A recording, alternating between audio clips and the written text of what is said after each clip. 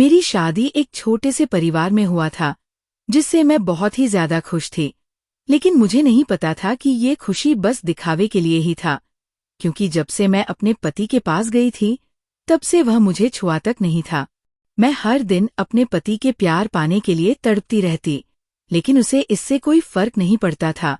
अगर किसी औरत को उसके पति से वो प्यार ना मिले जिसका वो हकदार है, तो उसके कदम किसी और रास्ते पर जाने के लिए मजबूर हो जाता है। इसी तरह जैसे जैसे मेरी जिंदगी में पति से दूरियां बढ़ती गई, मेरी जिंदगी में थोड़ा ठहराव आ गया। मेरा देवर राहुल वो हर दिन मेरे कमरे में छिपकर मुझे देखता था। एक रात मैं अपने रूम से बाहर निकली, तभी राहुल ने अचानक मेरा हाथ पकड़ लिया और मुझे अपने पास खींच लिया। फिर वो कहने लगा, भाभी शर्माओ मत, आज मैं तुम्हें वह खुशी देना चाहता हूँ जो तुम चाहती हो।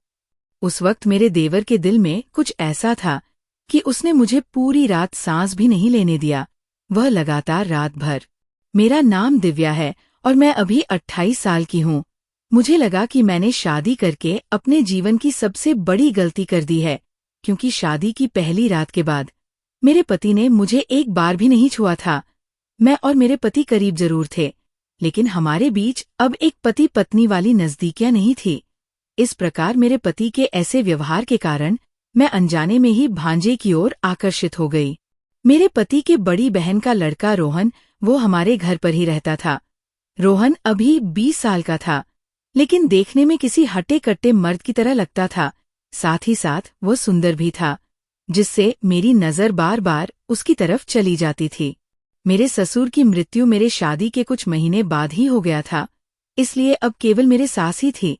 अब मेरी शादी को 6 महीने हो गए थे, लेकिन मेरे पति ने मुझे अभी तक छुआ नहीं था। रोहन पिछले 1 महीने से अपने गांव चला गया था, तो आज ही घर आया था। जब रोहन घर आया तो मैं किचन में खाना बना रही थी। मैं उन्हें घर में कहीं नहीं दिखी, तो वह मुझे ढूंढते हुए किचन में आ गया। आते ही मामी कैसी हो बोलते हुए मेरे गले से लग गया। फिर उसने कहा कि नए शादीशुदा जोड़े का वैवाहिक जीवन कैसा चल रहा है मामी। उसकी बातों पर मैंने कहा कि अब शादी के 6 महीने गुजर गए हैं, तो अब नया कहाँ रह गया है, अब तो पुराना हो गया है। मेरा भांजा रोहन बहुत ही रोमांटिक किस्म का था, ये मैं जानती थी। इसलिए मैं रोहन को हमारी पति पत्नी के रिश्ते के बारे में कुछ भी नहीं बताना चाहती थी। मुझे उससे ऐसी बात कहना अच्छा नहीं लग रहा था। मैं उसके सवालों पर मुस्कुराई और अपने काम में चली गई। अगले दिन रात को मेरी सास ने अदरक का काढ़ा बनाने को कहा। मुझे लगा कि उन्हें जरूर किसी बात की तकलीफ है। मैं एक गिलास अदरक का काढ़ा बनाई और अपने सास के कमरे में लेकर चली गई। फिर उन्होंने मुझसे इस काढ़ा को रोहन के कमरे में देने को कहा। मेरी सास घर का एक भी काम नहीं करना चाहती थी। सुबह होते ही वो सामान लेकर बैठ जाती और शाम होने पर बाहर जाकर खाली पेट बैठ जाती। बस यही उनका काम था। अब भी उन्होंने मुझे वही काम बताया जो पहले बताया करती थी। मैं वो अदरक का काढ़ा लेकर रोहन के कमरे में चली गई। जब मैं उसके कमरे में दाखिल हुई तो रोहन शीशे के सामने खड़ा होकर अपने आप को निहार रहा था। उसे इस तरह खुलेआम देखकर मुझे बहुत शर्म आ रही थी, क्योंकि रोहन अब बच्चा नहीं था, अब वो जवान लड़का हो गया था। रोहन ने ध्यान नहीं दिया, तो मैंने अपने हाथ की चूड़ियां थोड़ा बजाई। उसकी आवाज को सुनकर रोहन ने मुझ पर ध्यान दिया। उसे मुझे देखकर कोई शर्म नहीं आई। फिर वो कहने लगा, अरे मामी, आप यहाँ कोई काम था क्या? तब मैंने उससे कहा कि तुम्हारी नानी तुम्हारे लिए अदरक का काढ़ा भेजी है। रोहन कहने लगा, मामी मैं आपको परेशान नहीं करना चाहता था, इसलिए नानी को काढ़ा बनाने के लिए कहा था, लेकिन ऐसा लगता है कि वह इसे आपको कह दिया। रोहन की बात सुनकर मुझे मन ही मन हंसी आ गई, क्योंकि वे अपनी नानी के स्वभाव को अच्छी तरह से जानता था। सबसे बड़ी गलती मेरी सास की थी। मैं रोहन से पूछने लगी कि रोहन, तुम्हें क्या परेशानी हो रही है? फिर उसने बताया कि उसने आज बाहर बहुत ठंडा पानी और कोल्ड ड्रिंक्स पी लिया था, इसलिए उसका गला थोड़ा खराब हो रहा था। सर्दी लगने से पहले कुछ गर्म चीज ले लेना अच्छा होता है। अपने भांजे से बात करते समय मैं अपना सिर नीचे झुका ली, क्योंकि वो अभी भी बिना कपड़ों के था। मुझे ऐसे देखकर रोहन कहने लगा, मामी जब से आप आई हो तब से ऐसे गर्दन झुकाकर क्यों बात कर रही हो? तब मैं बोली, रोहन तुम तो बहुत खुले स्वभाव के हो और मुझे तुम्हें ऐसे देखकर बहुत शर्म आती है। पहले तुम अपना कपड़े पहनो, फिर मैं सर उठाऊंगी। तब जैसे ही रोहन ने अपना कपड़ा पहना, मैंने अपनी गर्दन सीधी कर ली, फिर उसकी तरफ देखा और बात करने लगी। मुझे अपने भांजे के कमरे में गए आधे घंटे ज्यादा हो गया था। मैं उसे अदरक का काढ़ा देते हुए कहने लगी, अभी काढ़ा ले लो और जितनी जल्दी हो सके पी लेना, नहीं तो ठंडा हो जाएगा। अब मुझे अपने कमरे में जाना चाहिए। तभी मेरा भांजा कहने लगा, मामी मुझे आपकी जल्दबाजी पसंद नहीं है, आप ध्यान देकर भी नहीं देती हैं। फिर मैंने कहा, रोहन तुम्हारा मामा इंतजार कर रहे होंगे, तो मैं अब चलती हूँ। इतना कहकर रोहन के कमरे से मैं चली गई। मेरे पति को इस बात से कोई फर्क नहीं पड़ता था कि मैं रात भर कमरे में थी या नहीं। वो पहले से ही बिस्तर पर गहरी नींद में सो रहा था। हम एक ही कमरे में सोते थे, मगर मैं फर्श पर सोती थी और मेरे पति अकेले बिस्तर पर सोते थे। मुझे क्या पता था कि मेरा विवाह किस तरह के आदमी से होने वाला था। उदासी चेहरा लेकर मैं लेट गई और सो गई। फिर आधी रात को मुझे ऐसा लगा जैसे कमरे में कोई है, कोई अंदर से हमें देख रहा है, लेकिन मुझे इतने अंधेरे में रात को कुछ भी दिखाई नहीं दिया, इसलिए मैंने इसे नजरअंदाज कर दिया और सो गई। अगले दिन सुबह मेरे पति ऑफिस चले गए और सास हॉल में बैठी थी। मैं किचन में काम कर रही थी। तभी अचानक मुझे अपने ऊपर किसी का हाथ महसूस हुआ। पीछे मुड़कर देखा तो रोहन था। मैं उसे देखकर चौंक गई। मैं उसकी ये हरकत देखकर उस पर चिल्लाने लगी। मैंने उससे कहा कि रोहन, ये कैसा मजाक है? ये मत भूलो कि मैं तुम्हारी मामी हूँ। मुझे गुस्से में देखकर उसने कहा, मामी जी आप शांत हो जाइए, मुझे तो बस थोड़ा मजाक करना था, लेकिन मुझे नहीं मालूम था कि आप इतना नाराज हो जाओगे। उस वक्त मुझे उस पर बहुत गुस्सा आ रहा था। फिर भी रोहन मुझसे बहुत शांति से और मुस्कुराकर बात कर रहा था। मैं जानती थी कि उसका स्वभाव थोड़ा मजाक करने का था। वो सिर्फ मेरा रंग उतारने के लिए किचन में आया था। वह एक पागल लड़का था। जब मैं रोहन को देखती तो मुझे आश्चर्य होता था कि मेरे पति ऐसा व्यवहार क्यों नहीं करते हैं। मैं इतनी खूबसूरत और भरे हुए शरीर वाली हूँ, उसके बावजूद मेरे पति हमेशा मुझसे दूर क्यों भागते हैं। मैंने अपनी बड़ी बहन से अपने पति के साथ अपने रिश्ते के बारे में बात की। मेरे माता पिता को भी इसके बारे में पता था, लेकिन उन सभी ने मुझसे कहा कि तुम्हारा पति आज या कल तुम्हारा हो ही जाएगा। मेरे परिवार में कोई भी मेरे पति अमन से बात करने को तैयार नहीं था। उन्होंने कहा कि मुझे अपना ख्याल रखना चाहिए। मुझे नहीं पता था कि मैं अपना ख्याल कैसे रखूं। मुझे तो मेरे पति ने अभी तक छुआ ही नहीं था। मैं रोज रात को बिस्तर पर एक प्यासी मछली की तरह तड़प कर रहती, लेकिन उससे मेरे पति को कोई फर्क नहीं पड़ता था। एक औरत को उसके पति से बहुत सारे उम्मीदें होती हैं। उसी तरह मेरी भी बहुत सारे सपने थे, लेकिन वो सब बेकार हो चुके थे। एक औरत को सिर्फ रुपए, पैसे या खाना से पर नहीं भरता है, उसे इन सब के अलावा कुछ और चाहिए होता है। अगर वह चीज उसे ना मिले तो उसकी जिंदगी बेरंग हो जाती है। उस शाम जब मैं भगवान के सामने दीपक जला रही थी, तब उस वक्त तेज हवा चल रही थी। उस समय घर की खिड़की भी खुली थी। जैसे ही वो खिड़की से तेज हवा अंदर आई, तो उस हवा ने मेरे हाथ का दीपक बुझा दिया। वहां सास मेरे सामने बैठी थी। जैसे ही उनकी नजर मुझ पर पड़ी, तो उन्होंने बड़ी बड़ी आंखों से मेरी ओर देखने लगी और वह मुझसे कहने लगी, तुमने शाम को क्या अपशगुन किया था? इस तरह से उल्टा सीधा मुझसे बात करने लगी।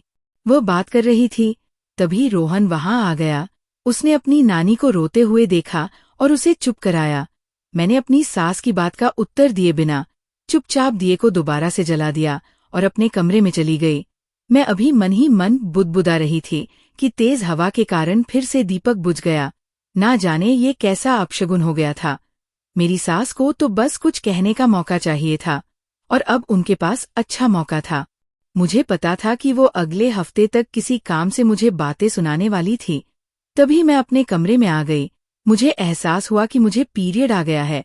तब मेरे पास घर पर सैनिटरी पैड भी नहीं था, क्योंकि मेरे पति अभी घर पर नहीं थे और मैं रोहन को पैड लाने के लिए नहीं भेज सकती थी, क्योंकि मुझे किसी दूसरे से इस तरह की बातें करना अच्छा नहीं लगता था।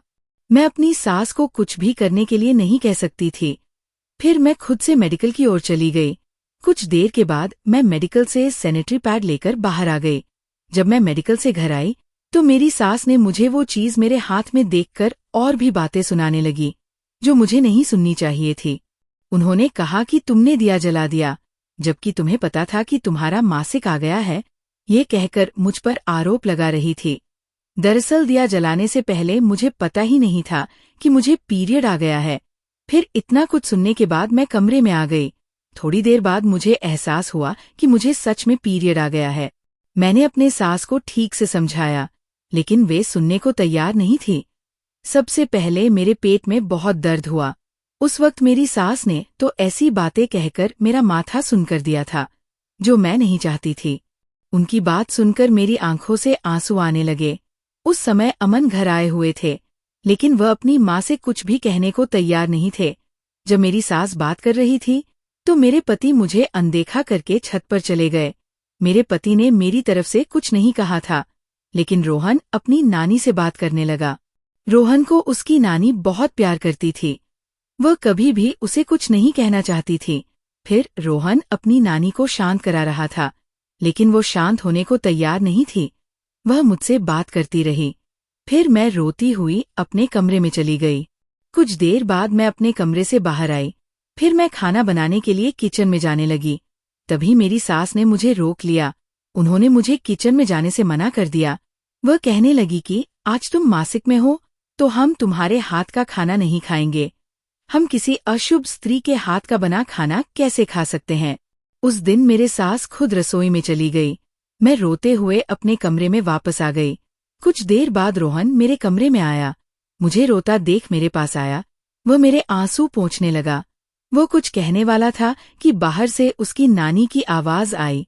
रोहन को उसकी नानी ने बुलाया। उसके बुलाने पर रोहन मुझसे बिना बात किए वहां से चला गया। उस रात मेरे पति ने ये भी नहीं पूछा कि मैंने खाना खाया है या नहीं। मैंने ऐसा कौन सा पाप किया था कि मेरी शादी ऐसे लड़के से हुई थी। उस रात मैं बाहर हॉल में बैठकर रोती रही।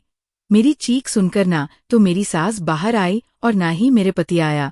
मैं सोचती थी कि पूरे घर में सिर्फ रोहन को ही मेरी चिंता है। मेरी आवाज सुनते ही वो अपने कमरे से हॉल में आ गया था। उसने मेरा हाथ पकड़ा और मुझे अपने कमरे में ले गया। वहां उसने मुझे अपने बिस्तर पर बैठाया। फिर मेरे आंसू पोंछने के बाद वो घुटनों के बल बैठ गया और मुझसे बात करने लगा। वो कहने लगा कि मामी, मैं आपके लिए कुछ सरप्राइज लाया हूँ। ये आश्चर्य वाली बात सुनकर भी मेरा रोना बंद नहीं हुआ। मेरा भांजा अपनी अलमारी से एक ड्रेस निकालकर मुझे दिया, जो बहुत ही अच्छा दिख रहा था और मुझे पसंद भी था। फिर उसने कहा कि ये ड्रेस मैंने आपके लिए लाया था मामी जी। इतना कहने के बाद उसने मुझे हंसाने के लिए गुदगुदी करना शुरू कर दिया। तब कहीं जाकर मैं हंसने लगी। कुछ ही पलों में रोहन ने मेरा रोना बंद कर दिया। तब मैं अपने पेट पर हाथ रखकर कहा कि मेरे पेट में बहुत दर्द हो रहा है। तब वो किचन में गया और मेरे लिए हल्दी वाला दूध ले आया। मेरे पति ने मुझसे सही से बात भी नहीं करते थे, लेकिन रोहन मेरी हर बार इस बात पर नजर रखता था। वो बहुत अच्छा था। किसी के भी मन की बात तुरंत समझ लेता था। उसकी मेरे प्रति चिंता देखकर मुझे खुशी हुई। मैंने उसका दिया हुआ ड्रेस ले लिया और फिर मैं अपने कमरे में आ गई। उन 4-5 दिनों में घर में कोई भी मेरी तरफ ध्यान नहीं दिया, लेकिन रोहन मेरी तरफ ध्यान दे रहा था। धीरे धीरे मैं भी उसकी तरफ अपना कदम बढ़ाने लगी, क्योंकि मुझे भी ऐसे आदमी की तलाश थी जो मेरी और मेरी इज्जत का ख्याल रख सके, साथ ही साथ मुझे वो खुशी दे सके जो एक औरत को उसके मर्द से चाहिए। अब वो हर रात मेरी सास और मेरे पति के सो जाने के बाद हल्दी वाला दूध मेरे लिए लाने लगा था। वह मुझे अपने कमरे में बुलाता और तरह तरह के चुटकुले सुनाता था। उस घर में मेरी मौजूदगी का एहसास अगर किसी को था तो सिर्फ मेरे भांजा रोहन को था, लेकिन भांजे की चिंता धीरे धीरे दूसरा रूप ले लेगी, इसका मुझे अनुमान नहीं था। कुछ दिनों बाद अमन अपने काम के सिलसिले में कुछ दिनों के लिए शहर से बाहर गए हुए थे। इस बीच मेरी सास सत्संग कर रही होती थी, इसलिए वह भी कुछ दिनों के लिए बाहर गई हुई थी। तब घर में मैं और रोहन ही होते थे। पिछले कुछ दिनों में रोहन के साथ मेरा रिश्ता ठीक ठाक रहा। एक दिन हम दोनों घर पर अकेले ही थे। आज मैं रोहन के कमरे में नहीं, बल्कि अपने कमरे में थी। रोहन भी मेरे कमरे में आ गया और मुझसे बातें करने लगा। तभी रोहन ने मुझसे कहा कि मामी, मैं आपसे एक सवाल पूछना चाहता हूँ, लेकिन आप मेरे सवाल का सही जवाब देना। पहले आप वादा करो। मैं सोचने लगी कि रोहन हमेशा मजाक करते रहते हैं, इसलिए अब भी वो मजाक वाला ही सवाल करेगा। यही सोचकर मैंने उससे वादा किया कि मैं उसके सवाल का सही जवाब दूंगी। रोहन ने मुझसे जो सवाल पूछा उसे सुनकर मैं हैरान रह गई। रोहन ने बोलना शुरू किया, मैं जानना चाहता हूँ मामी कि आपके और मामाजी के बीच रिश्ता वास्तव में कैसा है।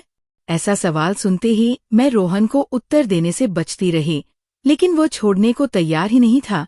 वो जानता था कि मैं उत्तर नहीं दूंगी। फिर भी उसने सामने से कहा कि मामी आप और मामाजी एक साथ एक ही कमरे में सोते हैं, पर क्या ये सच है कि मामाजी बिस्तर पर सोते हैं और आप नीचे फर्श पर सोती है। रोहन के इस बात से मैं बिल्कुल हैरान थी। मैं सोचने लगी कि आखिर इसे सब कैसे मालूम है कि हम कहाँ सोते हैं, लेकिन मैं चुपचाप रह गई, क्योंकि एक वही तो घर में था जो मेरा ख्याल रख रहा था। मैं रोहन की बात पर कुछ भी बोलने को तैयार नहीं थी। मैं सिर झुकाए बैठी थी। तभी रोहन मेरे पास आया और मुझसे कहने लगा, मामी मैं रोज आपकी उदासी देखता हूँ, लेकिन मेरी आपसे पूछने की कभी हिम्मत नहीं हुई। आज घर में हम दोनों ही हैं, इसलिए मुझे लगता है कि आज आपको अपना दिल हल्का कर लेना चाहिए। अपने भांजे की सहानुभूति देखकर मेरा दिल भर आया तो मैं जोर जोर से सिसक कर रोने लगी। फिर मैंने अपना सारा दुख उनके सामने रख दिया कि मैं शादी के बाद से पतिव्रता हूँ, फिर भी मैं अपने पति के साथ खुश नहीं हूँ, क्योंकि जब से मैं इस घर में आई हूँ तब से तुम्हारे मामा मुझे अब तक नहीं छुआ है। मैं कितनी सपने लेकर यहाँ आई थी, लेकिन मेरे सारे सपने सारे अरमान धरे के धरे रह गए। उस वक्त मुझे पता नहीं था कि रोहन मेरा अच्छे से ख्याल रखेगा। तभी रोहन ने कहा कि मैं आपका दर्द समझ सकता हूँ मामी। एक पत्नी अपने पति से अपेक्षा करती है कि वो उसे खुश और संतुष्ट रखें, लेकिन वो आपकी तरफ नहीं देख रहे हैं। आप भी वो खुशी चाहती होंगी जो हर शादीशुदा महिला को उसका पति देता है। रोहन मेरे मन की एक एक बात जानता था। उसने मुझसे कहा था कि अगर आप बुरा ना माने तो मैं आपको वो खुशी देने के लिए तैयार हूँ जो आप चाहती है। अपने भांजे की बात सुनकर मेरा सर शर्म से झुक गया। अपने भांजे के साथ वह रात जिस तरह मैंने गुजारी थी उसे मैं कभी नहीं भूल सकती, क्योंकि वह रात मेरी जिंदगी की सबसे खूबसूरत रात थी। उस रात मैंने अपने भांजे रोहन से वो सुख का आनंद लिया जो सुख मुझे मेरे पति से कभी नहीं मिला था। उस रात मुझे महसूस हुआ था कि एक मर्द और औरत के बीच का स्पर्श कैसा होता है। अपनी शादी के बाद पहली बार मैं इस खुशबू को महसूस किया था। अगले दिन जब मैं उठी तो मुझे लगा कि आज मेरी जिंदगी खुशनुमा हो गई है। उस सुबह मैं बहुत खुश थी। घर का सारा काम बंद था। मेरा भांजा भी बहुत खुश नजर आ रहा था। अगले दिन वह मुझे एक ब्यूटी पार्लर में लेकर गया। पार्लर वाली ने रोहन के कहे अनुसार मेरा मेकअप किया। उस दिन मुझे और भी ज्यादा यकीन हो गया कि सचमुच रोहन बहुत रोमांटिक था। जब तक मेरा भांजा घर में था तब तक ये तय था कि मुझे अपने पति की जरूरत नहीं पड़ेगी। एक रात में ही मेरे भांजे ने मुझे हर खुशी दे दिया था। अगली रात का भी इसी तरह का प्लान था, लेकिन उस दिन अचानक सास घर आ गई। उनका सत्संग केवल 7 दिनों तक होता था, लेकिन वो 2 दिन के भीतर ही घर लौट आई थी। घर आते ही उन्होंने मुझसे चाय बनाने के लिए कहने लगी, लेकिन मैं उनके लिए चाय नहीं बनाने वाली थी। मैंने कहा कि मेरे जैसे अशुभ औरत के हाथ की चाय अशुभ ही होगी। फिर आप ये अशुभ पाप क्यों कर रहे हैं? सासू माँ मेरी बातों से नाराज हो गई। आज पहली बार मेरा उनसे आमना सामना हुआ था। उन्होंने तुरंत अपने बेटे को बुलाया। अपनी माँ की गुहार सुनकर अमन तुरंत घर आ गया। घर पहुंचने की जल्दबाजी ने उसके हादसे का कारण बन गया। जैसे ही हमें उनके एक्सीडेंट की जानकारी मिली, हम तुरंत ही अस्पताल पहुंच गए। अमन बेड पर लेटा हुआ था। फिर काफी देर तक इलाज करने के बाद उसके पैर को प्लास्टर कर दिया गया, क्योंकि हादसे में उनका एक पैर टूट गया था। ऑपरेशन के बाद वो व्हील चेयर पर घर आए। इस हालत में मैं उनके पास ही रहती थी। मेरा भांजा भी घर में ही था। वह मेरे लिए बहुत जरूरी था, क्योंकि अमन अब उठ नहीं सकते थे। मुझे खुश रखने के लिए रोहन घर में था। मैं अपने पति के साथ केवल इसलिए रुकी थी क्योंकि रोहन ने कहा था। मेरी सास ने 1 हफ्ता अपने बेटे की सेवा की। इसके बाद वह अपने घुटनों को पकड़कर बैठी रही। उन्होंने कहा, अमन मैं तुम्हारे लिए रात को इस तरह जाग कर नहीं बैठ सकती। मैं अब काम भी नहीं कर सकती, क्योंकि मेरे घुटने भी मेरा साथ नहीं दे रही है। तुम्हारी अपनी पत्नी है तो उसे अपनी सेवा करने के लिए कहो। अगले दिन रात के खाने के बाद अमन हमारे कमरे में व्हील चेयर पर बैठा एक किताब पढ़ रहा था। खाना खाते ही सास अपने कमरे में चली गई, लेकिन मैं तो किचन में काम कर रही थी। जब मैं किचन में थी तो रोहन वहां आ गया। उसने मुझे इशारे से अपने कमरे में आने को कहा। फिर जैसे ही मैंने किचन का काम खत्म किया तो मैं अपने कमरे में जाने की बजाय रोहन के कमरे में चली गई। उसके कमरे में जाने के बाद उसने मेरे बालों को मेरी आंखों से दूर कर दिया और मुझे अपने पास खींच लिया। फिर उसने मुझसे कहा कि मामी, आपने मेकअप के बाद से और भी ज्यादा खूबसूरत लग रही हो। हम अभी ऐसे ही बातें कर रहे थे। मैं उसके बिस्तर पर उसके बगल में बैठी थी। बातें करते हुए हम एक दूसरे के हाथ को पकड़ रखा था। मेरा हाथ उसके हाथ में था और तभी अमन रोहन के कमरे में हम दोनों को एक ही बिस्तर पर बैठे देख लिया, जिससे उसकी आंखें एकदम से लाल हो गई। उन्होंने मुझसे कहा कि मैं कब से तुम्हें आवाज दे रहा हूँ। तुम अपने पति की सेवा करने के बजाय तुम यहाँ मेरे भांजे के साथ क्या कर रही हो? तब मैंने उनसे कहा कि मैं यहाँ आई हूँ क्योंकि मुझे कुछ काम था। इस पर उसने कहा कि पति अब काम का नहीं है, तो तुम पति के भांजे को अपने जाल में फंसाने के लिए उसके कमरे में आ गई हो। मैं अमन की इस तरह की बातें सुन रही थी, लेकिन ये देखकर कि वो बीमार है, मैंने उससे कुछ नहीं कह रही थी। वह अपनी सीमाएं भूलता जा रहा था। आगे उन्होंने कहा कि अब तो ऐसा लग रहा है कि तुम्हारा पति बदल गया है। लेकिन अब अमन के मुंह से ये शब्द सुनकर मुझे गुस्सा आ गया। तब मैं अपने पति से कहा कि अमन, आपको पता है कि आप क्या बात कर रहे हैं? क्या आप जानते हैं कि एक पति पत्नी का रिश्ता कैसा होता है? आप मुझे पतिव्रता का धर्म सिखा रहे हो। आपने खुद कभी भी अपने पति होने का कर्तव्य कभी नहीं निभाया है। अब आप समय आने पर अपनी पत्नी को आपकी सेवा के लिए याद कर रहे हो। इससे पहले आपकी पत्नी आपके लिए कहाँ गई थी? आप मुझे छूते भी नहीं थे। आपने अपनी शादी की पहली रात मेरे मोटे शरीर को देखकर मुझे अपने से दूर कर दिया। आपने जो कहा था वो यही था ना कि तुम्हें मुझसे नफरत है। अब जब मैं 24 घंटे आपकी सेवा करूंगी तो क्या आपको मुझसे नफरत नहीं होगी? अमन ने कहा कि कुछ दिनों से मैं देख रहा हूँ कि तुम्हारे और रोहन के बीच क्या चल रहा है। मुझे सब दिख रहा है। मैंने तुम्हारे रंग बिरंगे चाल को अच्छी तरह महसूस किया है। तभी मैं बोली, अमन, जिस तरह तुम मुझे और भांजे को दोष बना रहे हो, लेकिन वैसा कुछ नहीं है। हाँ, अनजाने में हम दोनों बहक जरूर गए थे, लेकिन अनजाने में की गई गलती को गलती नहीं कह सकते हैं। अगर आप मेरा ख्याल किए होते तो शायद ये सब भी नहीं होता। रोहन तो बस मुझे खुश देखना चाहता था और कुछ नहीं। यदि ये खुशी आप मुझे दिए होते तो मैं रोहन के करीब ना जाती। रोहन आपका भांजा है और वह आपसे ज्यादा समझदार भी है। उसने कभी भी मुझे बुरी नजर से नहीं देखा। मेरे पति होते हुए भी तुमने कभी मेरा ख्याल नहीं रखा। तुम्हारे पीछे रोहन था जिसने मेरी देखभाल की। ये समझ उसने मुझे कुछ दिन पहले दी थी, इसलिए मैंने खुद को बदल दिया। आप और आपकी माँ मेरे शरीर के कारण मेरे बारे में बात करते थे। आप तो मुझे अपनाना ही नहीं चाहते थे, लेकिन रोहन ने मुझे सब कुछ बता दिया था। क्या मेरे शरीर से आपको शर्म महसूस होती है क्योंकि मैं मोटी हूँ? तभी मेरी सांस फूलने लगी। फिर रोहन ने बोलना शुरू किया। उसने कहा कि नानाजी ने अपनी आखिरी दिनों में मुझसे एक वादा लिया था। उन्होंने कहा था कि मेरे जाने के बाद मेरी पत्नी और अमन मेरी बहू का घर में रहना मुश्किल कर देंगे। अमन उसे तलाक देगा, लेकिन ये शादी मेरे लिए बहुत अहम है क्योंकि मैं दिव्या के पिता से वादा किया था कि उनकी बेटी मेरे बेटे से शादी करेगी। मेरी बहू भले ही मोटी है, लेकिन दिल से एक अच्छी और संस्कारी लड़की है। नानाजी मुझे बताते रहे कि नानी को कैसे सीधा किया जाए, और आपको भी। मामी अब तक आपके साथ कठोरता से पेश नहीं आएगी। जब तक आपको आपकी पत्नी की कीमत पता नहीं चलेगी, मैं मामी को अपने लिए बोलना और उन्होंने मजबूत होना सिखाऊंगा। मेरे और मेरी मामी के बीच अब भी एक पवित्र बंधन है और ये जीवन भर है रहेगा। मामा जी, इसमें क्या गलत है कि अगर मैं दुख में मामी के साथ हूँ तो? अमन को अब अंदाजा हो गया था कि वह गलत है। उस दिन मेरे पति अमन मुझसे और रोहन से माफी मांगने लगे। वह मेरे पैरों पर गिरने को तैयार हो गए, परंतु मैं इतनी कठोर ना थी कि अपने पति को अपने पैरों पर गिरने देती। उसे अपनी पत्नी का सम्मान करना चाहिए और सास को भी घर की बहू के साथ बेटी की तरह व्यवहार करना चाहिए। मेरे पति के इस पूरे बदलाव के पीछे सिर्फ मेरे भांजे रोहन का हाथ था। उसी की वजह से आज मैं अपने पति और सास को समझा पाई थी। अन्यथा मैं अपनी आत्मसम्मान खो देती। रोहन ने मुझे बताया कि एक बहू का, एक पत्नी का एक मूल्य होता है, उसका किस तरह से सम्मान किया जाता है।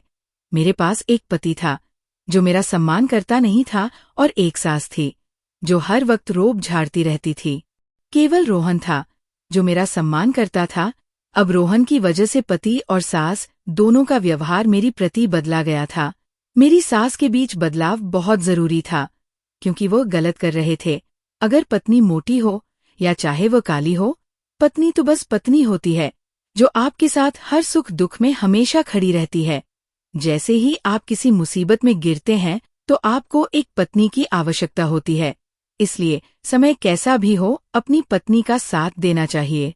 अपनी पत्नी के रंग देखकर उससे प्यार मत कीजिए।